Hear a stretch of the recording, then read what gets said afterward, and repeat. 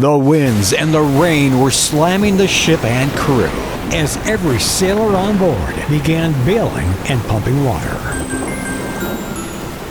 For legendsoffaith.org, I'm Rob Cutter.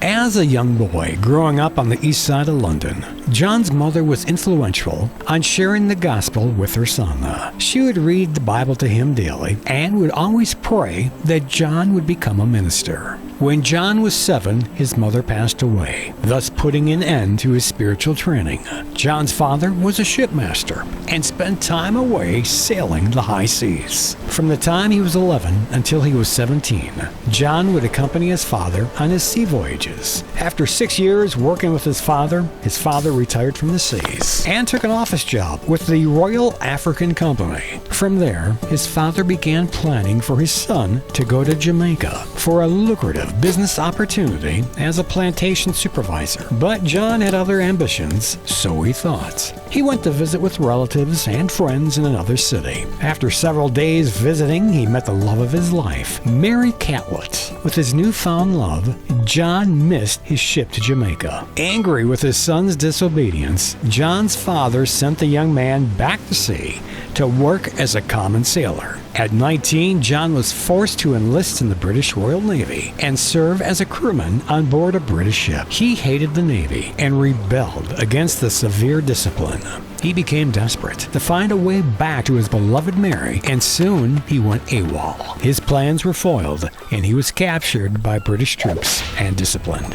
After his time with the Navy, John ended up taking a job with a slave trader on an island off the western coast of Africa. Things did not go well. Expecting to go to work at his brand new job, he was taken captive and was brutally mistreated. He had no shelter, his clothes were like rags, and he would beg for food. He was a wretched-looking man with no hope. Months later, there was light at the end of the tunnel. John eventually was liberated by a sea captain, requested by his father to find his missing son.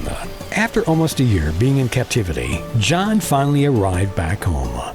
From there, he rekindled his relationship with Mary, and they were married a short time later. John would serve as a captain of 2 different slave ships. He came to hate slavery, and later he passionately campaigned to end slavery in England.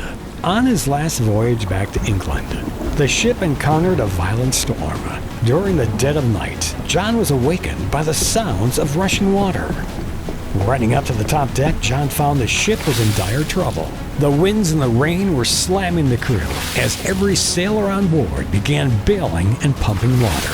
Convinced they were all going to die and meet their maker, John recalled a Bible verse about God's grace that he had learned from his mother.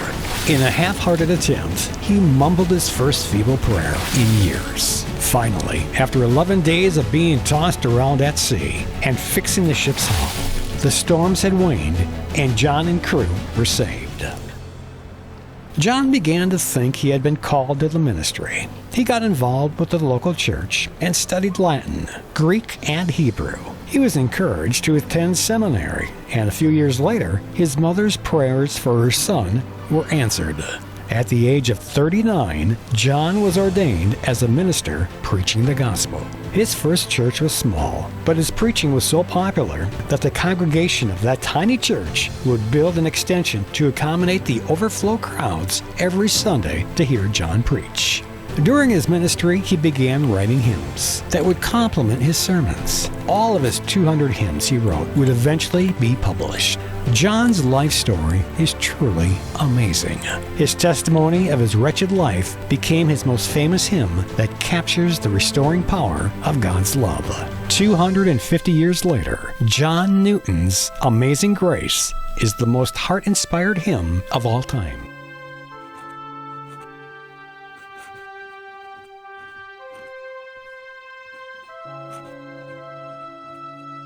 For more stories like this and for ways to donate, visit us at legendsoffaith.org.